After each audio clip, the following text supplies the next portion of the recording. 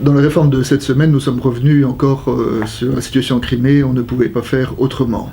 Alors comme la situation de l'actualité change tous les jours, c'est difficile de parler d'actualité. En revanche, nous pouvons prendre un peu de recul, c'est ce que nous avons essayé de faire, et nous le ferons en soulignant 5 points. D'abord, pointer que la contestation des manifestants de la place Maïdan n'était pas dirigée contre la Russie, mais contre le président Yanukovych et surtout contre le système de corruption qui gangrène la Crimée. Et de la même façon, l'attirance pour l'Europe n'est pas tant une attirance pour l'Europe qu'une attirance pour un état de droit et de justice. Et quel que soit le gouvernement qui va émerger dans les semaines, les mois qui viennent, il devra se souvenir que la plus grande revendication, c'est une revendication de probité et de justice. Deuxième point, toute situation révolutionnaire suscite ce qu'on peut appeler une sorte d'exaspération par procuration. C'est ce qui s'est passé en Crimée, où en Crimée,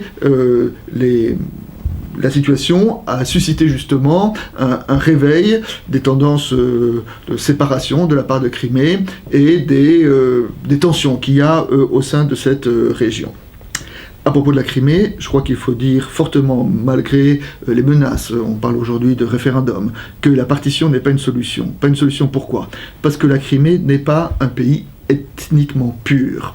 En Crimée, il y a certes des Russes, mais il y a aussi des Ukrainiens, il y a des Tatars, il y a des Biélorusses, et toute tentative politique qui essaierait de s'appuyer sur une partie de cette population, automatiquement prépare les conflits de demain.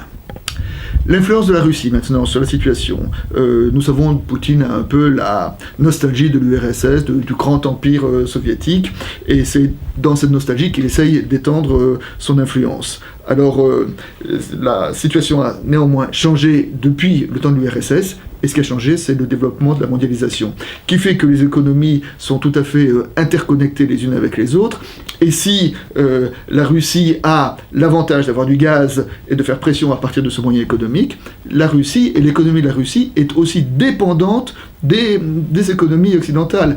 Et on l'a bien vu avec la sanction des marchés, le plongeon de la bourse de Moscou et du rouble.